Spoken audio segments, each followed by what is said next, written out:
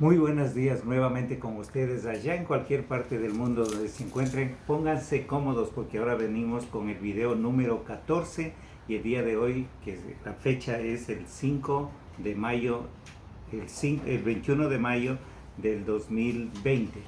Y el tema de hoy, algo controversial. El mundo contra Estados Unidos. ¿Por qué decimos esto? Bueno, si ya está cómodo, vamos a empezar. Acusan a Estados Unidos que es el imperio y todos le dicen es culpa del imperio. De eso vamos a volver un poquito más adelante, pero ¿qué se denomina primera potencia mundial? Se denomina al país que ostenta el primer lugar en cuanto a poderío militar, riqueza económica y desarrollo tecnológico. En términos del Producto Interno Bruto nominal, fuerza militar y tecnología, se considera a los Estados Unidos de América como la primera potencia mundial, y yo creo que esto se lo consideraba ya por varias décadas, diría.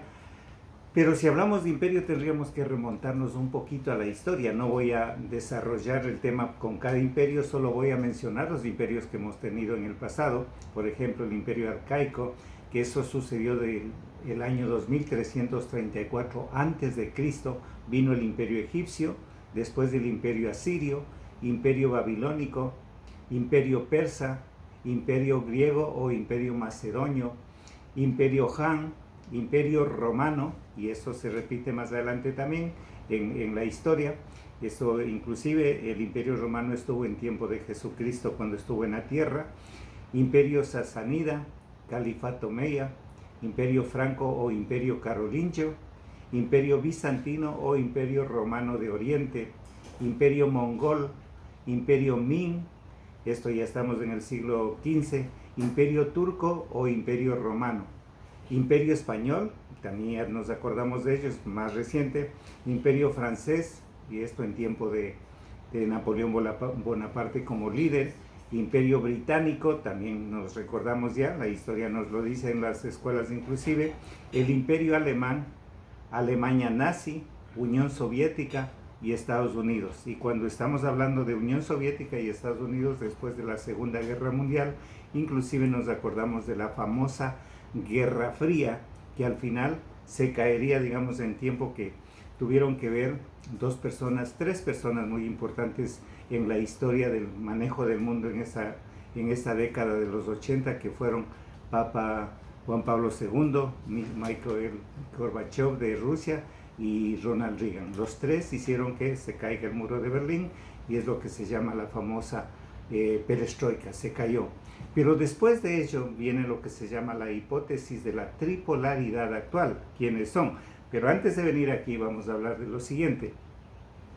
Sobre todo los países que practican el socialismo, el famoso socialismo del siglo XXI, que es una mala copia del socialismo o comunismo que quiso implantar Carlos Marx, que a nivel de teórico en el libro parece que es la solución para los pueblos, para que haya más igualdad, pero en la práctica no sucede eso. Y entonces, ¿qué pasa con los países que practican ese socialismo? Y en el caso de Latinoamérica, Cuba ya por 60 años, luego viene Venezuela por 20, 21 años desde Chávez, luego con Maduro, estuvo Ecuador, que felizmente ya no está el expresidente Correa, que por 10 años empezó a implementar esa ideología política. También teníamos en la misma América Brasil con los Lula y Dilma, también estuvo Argentina con los Kirchner, y también Nicaragua, también Bolivia con Evo Morales. Bien, entonces, ¿pero por qué pasó eso? Hay que entender lo que pasa en la historia. En el año 2002 ya teníamos a George Bush hijo como presidente de Estados Unidos. Él se enfocó en la guerra, que todo el mundo sabe, la guerra de Irak, y viró su cara hacia esa área del Asia, porque era una conveniencia petrolera. No vamos a tocar ese tema, que a futuro lo podemos hacer, pero lo que quiero decir es que él, al mirar su cara hacia allá y dejó de ver a Latinoamérica, gente que tenía el poder económico por el asunto del petróleo, sobre todo en este caso Hugo Chávez, empezó a financiar lo que son las carreras con la nueva ideología y que tenía sus seguidores, que ya los mencionamos. Bien, ellos tenían que encontrar un enemigo para echarle la culpa de todo lo que pasaba en su país. ¿Y cuál era el mejor enemigo? Obviamente Estados Unidos. ¿Por qué? Decían, esto es culpa del imperio. Y lo siguen haciendo. Y son tan hipócritas, porque hay que decir la verdad, que el núcleo de la presidencia, sus gentes allegadas, todos los fines de semana en aviones privados vienen a Miami a hacer las compras, mientras el pueblo se muere de hambre. Y claro, hay que echarle la culpa al imperio, pero ellos tienen a sus hijos estudiando acá en las universidades. Ellos tienen sus cuentas bancarias en Estados Unidos y tienen inversiones en Estados Unidos. Y sin embargo le echan la culpa a Estados Unidos. Por eso el título de hoy era El mundo contra Estados Unidos. Estados Unidos ha sido en esta época de la pandemia el país que más ha socorrido a sus habitantes y a sus empresarios también. Tampoco voy a hacer un análisis exhaustivo de esto porque ya se conoce y es un tema que también sirve para más adelante analizar. Bien, ¿cómo ayuda a Estados Unidos, aparte de lo que ayudó en la pandemia, a su propia gente dentro de Estados Unidos? Ayuda, por ejemplo, cada país que tiene una emergencia nacional, ese país recibe primerito la ayuda de Estados Unidos en todos los sentidos, llámese en alimentos, medicina e inclusive ayuda económica para salir de la crisis que esté viviendo ese país.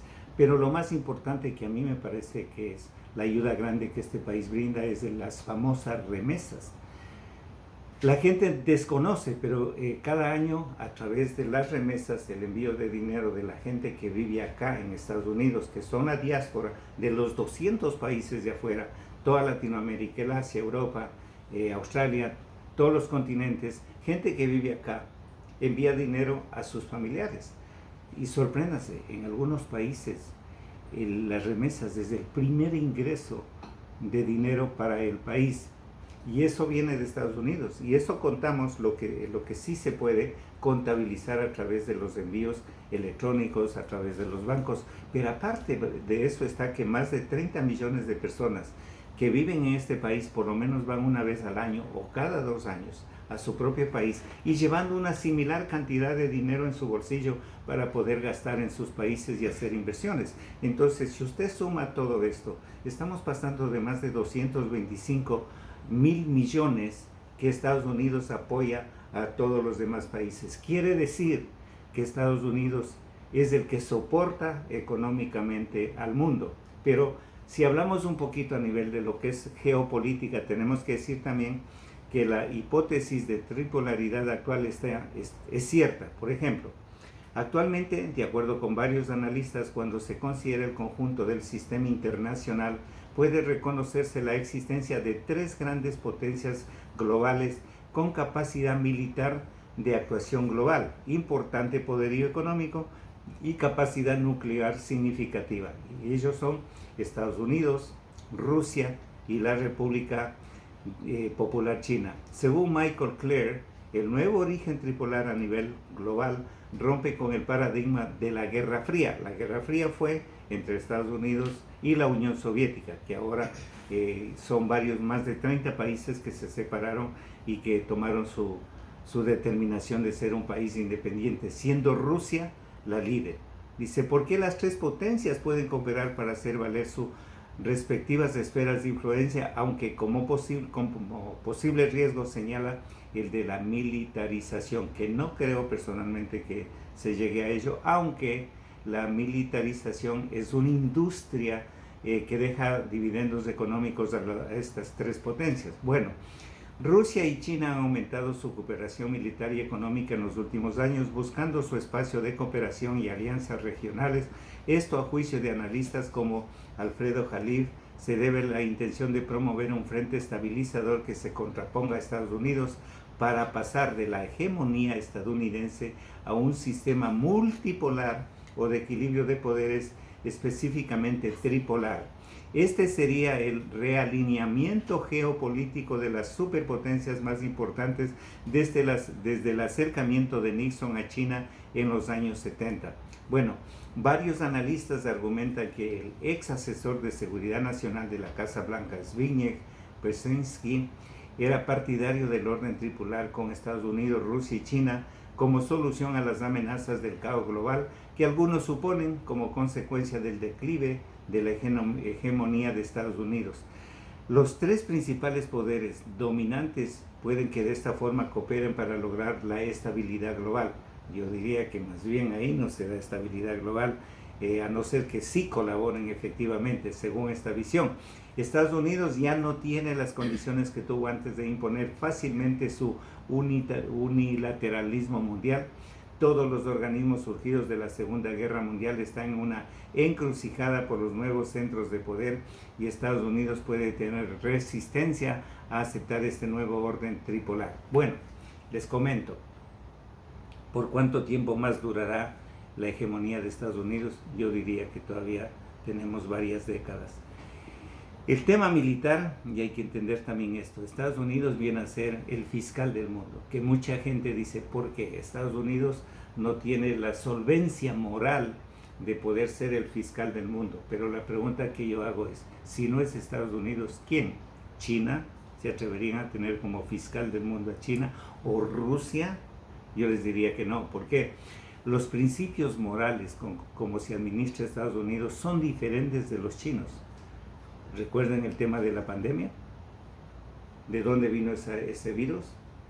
Estamos hablando de Rusia. Putin, una persona extremadamente inteligente y que ha sabido controlar su país de una manera férrea y no se le mueve la pestaña para tomar decisiones muy importantes.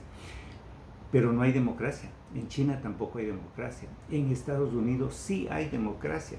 La prueba es, digamos, los problemas que está teniendo Donald Trump en este momento con todo el Partido Demócrata y el gobierno oscuro detrás de él para tratar de que él no gane las próximas elecciones. También es un tema lindo. Pero estamos hablando que Estados Unidos no solamente es la gran potencia, sino que también tiene principios morales, pero de esto vamos a hablar con nuestra teóloga Marta García en el tema espiritual sobre el asunto de por qué Estados Unidos es la primera potencia, por qué nos va recontra bien en Estados Unidos a los que se viven en Estados Unidos. Yo como periodista en 35 años de experiencia hago entrevistas a cualquier cantidad de gente de la calle inclusive, que no tiene nada y sin embargo no quiere regresarse a su país porque estaría peor. Entonces esto le da la pauta porque Estados Unidos seguirá siendo, ¿por cuánto tiempo? Yo creo que por un larguito tiempo todavía, la primera potencia, el imperio, que le sigan diciendo el imperio de paso, es como una influencia diciendo hay que estar con ellos. Que Estados Unidos cometió errores a nivel de Latinoamérica siquiera y de los países, sobre todo en el África y el Asia, Europa del Este, sí, definitivamente. Actuaba como un imperio, con el expansionismo, con el control, ponía la condición del producto para venderte, ponía la condición del precio del producto para comprarte. Entonces es cierto, se cometieron bastantes abusos, pero se ha cambiado este tema ya. Hoy Estados Unidos, aunque los grandes, se puede decir, no le ven con miedo como lo tenían antes, pero le siguen respetando. Eso es lo importante. Entonces, si decimos que Estados Unidos contra Estados Unidos está el mundo, es posible que sí, pero ¿quién ganaría en este momento esa batalla? Yo digo que largamente Estados Unidos. Mucha gente me va a criticar que porque vivo aquí, que porque promuevo el país. No, simplemente soy un analista. Y eso fue todo por hoy, más espérennos unos minutitos y ya estamos con nuestra teóloga Marta García para tocar los temas de espiritualidad. Por el día de hoy, gracias, mucha suerte.